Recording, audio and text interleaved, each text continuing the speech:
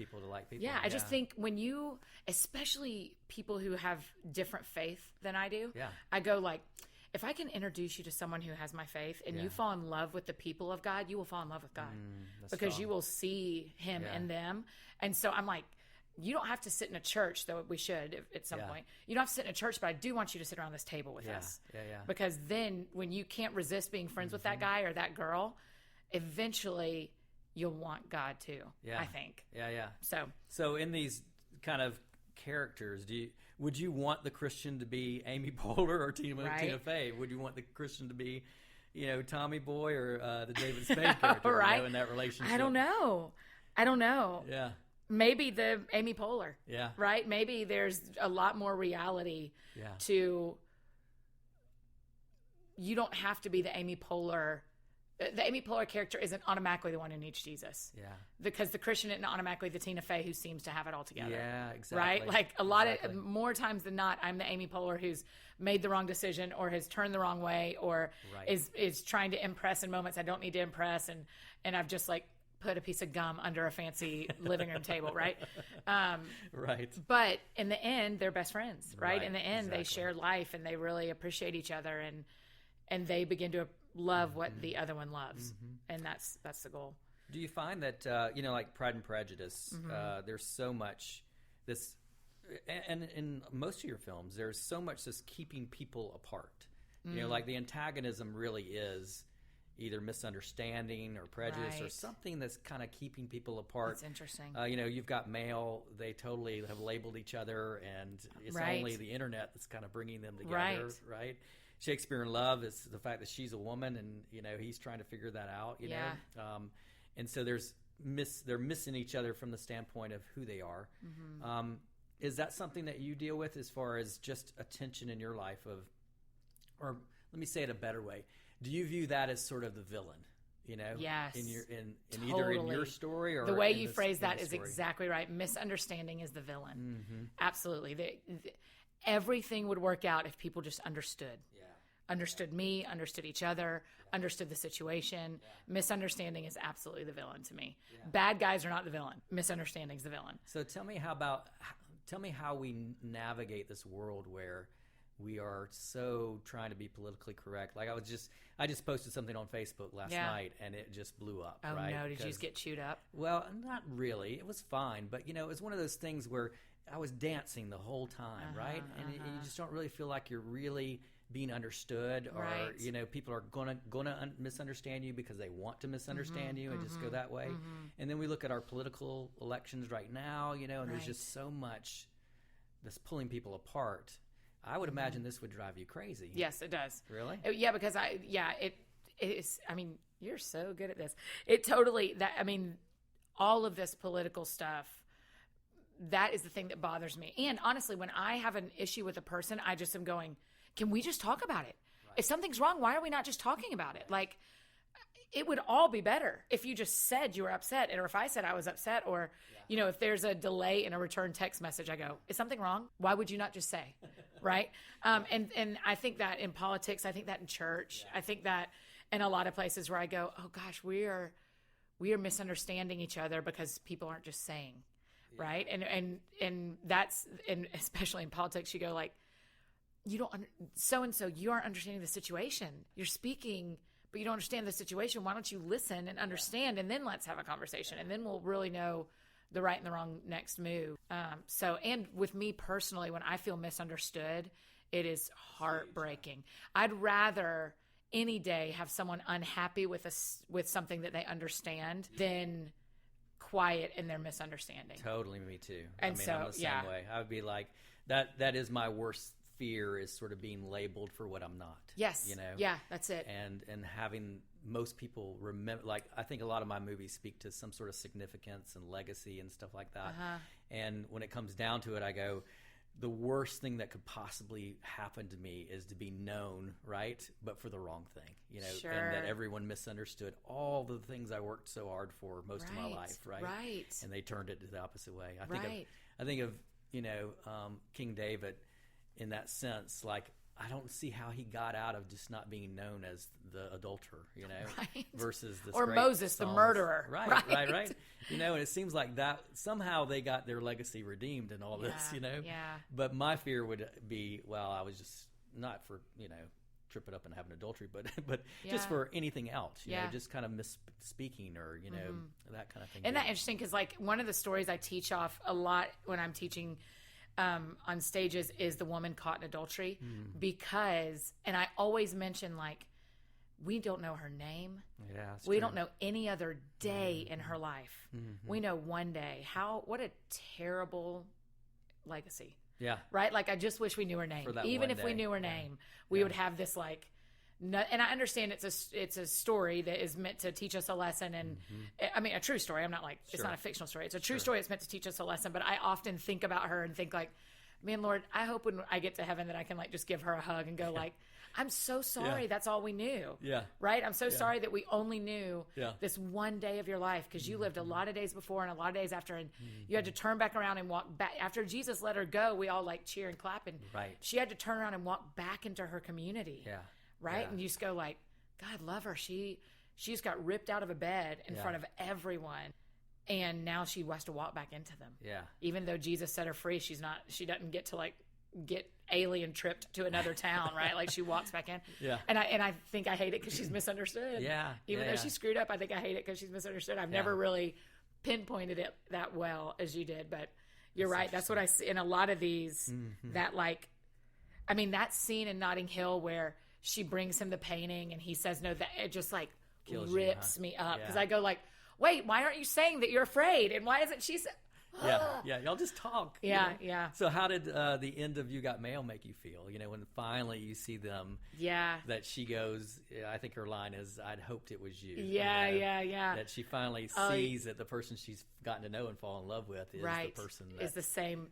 But the two men she's fallen in love with is the same man. Person. Yeah, I love that. I loved when it all gets right in the end. I don't need it all to tie a bow on it. I don't need I understand that's not real life, but I feel like these kind of movies also help me have a longer understanding of my own story and a wider, more permission for things to take longer. Because in Notting Hill, you go, well, of course they ended up together. Yay, now she's pregnant, and but there was that gear where he just walked through. That's good. And saw all 4 seasons without ever seeing her. It takes the journey of Tommy Boy and David Spade character to it takes that long for them to actually become. Yeah, and we watch it in 2.5 hours or an hour and a half or whatever, but it's so good for me. Even that's one of the things I loved about Julie and Julia is that just the process. Yeah. It makes me appreciate perseverance and appreciate time, appreciate kind of their like how long they worked on a cookbook, how long Julia and those two women worked on a cookbook to get to hold it the first time. I think that's probably why I resonated with it, is this idea of like, oh, good, it is okay that it's taken a long time because that doesn't mean it's not going to happen, right? That's probably like a theme, being single, wanting to have books out. It's okay if it takes a long time. That doesn't mean it's not going to happen. So tell me, you've got a new book coming out, and what is the heart of that? Yeah, so it's called Looking for Lovely, and it is about, I will be so interested to hear what you think about this now when you know what you know about me as well. But the whole idea is, how do we not give up? How do we get to the end? Whether it's something that you have brought into your life, like a healthier lifestyle or moving to a new city or a new job or chasing a dream, or something that is brought to you like illness or suffering or tragedy. How do we survive that? Yeah. And I haven't had a hard life, but I've had some hard moments in my life. And and there were times where I walked away from the pain. In fact, about 3 years ago, I was just in a place where I didn't know how to handle anything. My job, a relationship, friendships, finances. I didn't know how to handle any of it. So I bought a flight to Florida and didn't tell anybody and just like got on the plane, and it was going to just fly away from everything, which is like, sounds really dramatic, but it was just to Florida. And it was as dramatic as I've ever been, right? Like it was Florida. I mean, I didn't go to like Florence. I just went to Panama City, but that kind of was the start of me. What ended up happening is I was on a Southwest plane. And on Southwest, you can sit wherever you want. So I sat in the very back in the back corner and put my hoodie up so everybody would leave me alone. And 2 of my friends, a married couple, got on the same flight. Oh, my gosh. And came and sat by me. And I was like, well, I guess I don't get to run as far as I thought I did, right?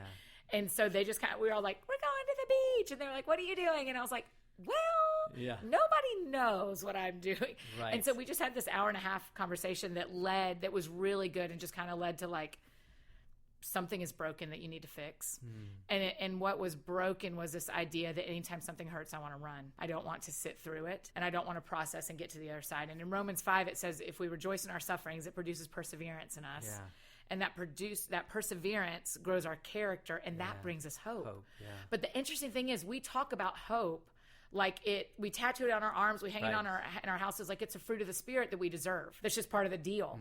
And it's not. Every time someone has hope in the Bible, they had to work for it. Yeah. Hope is something that takes time and effort and is worth it.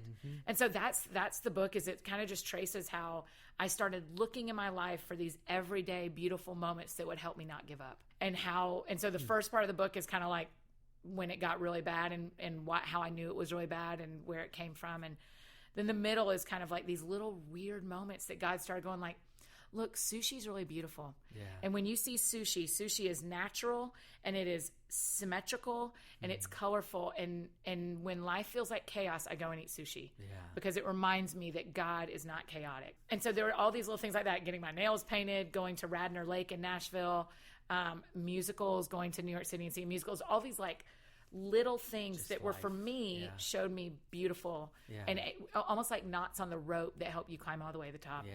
And then the end of the book is how significantly different my life is because I'm not a quitter anymore. I just don't quit. Even the last month, I was doing another interview like this, and she said, well, we could talk about New Year's resolutions, but everybody's quit them. And I was like, I haven't. I don't quit anymore. Yeah. Like, I changed the title. I don't call it a resolution. I call it an experiment. Yeah. I'm doing an experiment for a year. And everybody wants to finish an experiment because you want to see what happens at the end. So I didn't quit because the lovely moment was changing the name of what I was doing. And so I was kind of like, I mean, we can talk about my New Year's experiment because I'm still going. Yeah. Like, I don't quit anymore. Yeah. And so so that's what Looking for Lovely is about, is how do we get to where we, now does that make it fun? No. I bawled in my counselor's office 2 days ago about like, why does everything hurt? Yeah. She was like, because you're persevering and you know that on the other side of this is something. And so I'm not necessarily good at it. I have yet to get to write a book about something I'm good at. I'm like, can I do, like, I can fold fitted sheets beautifully. Right. I'm like, can I write a book about that?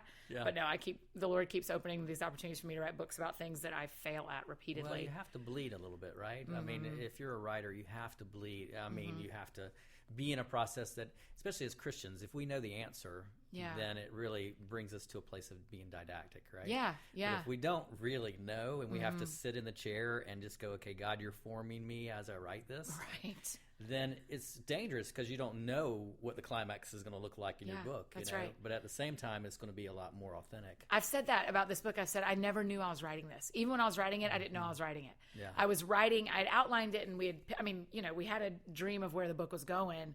But then as I started writing through these things that I hadn't thought about in a long time. And I was going like, wait, all this ties together? Yeah.